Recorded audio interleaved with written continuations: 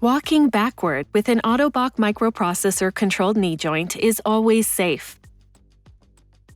Dynamic backward movement allows additional support when opening doors or pulling heavy objects by providing a flexion lock at a preset angle. This allows the user to push into the prosthesis when moving backward.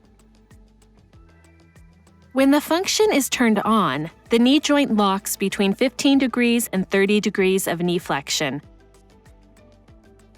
Set this angle in the connectgo.pro app according to the user's preference. Dynamic backward movement is always available in basic mode. Note that activating this function requires full loading of the prosthesis and sufficient backward movement speed.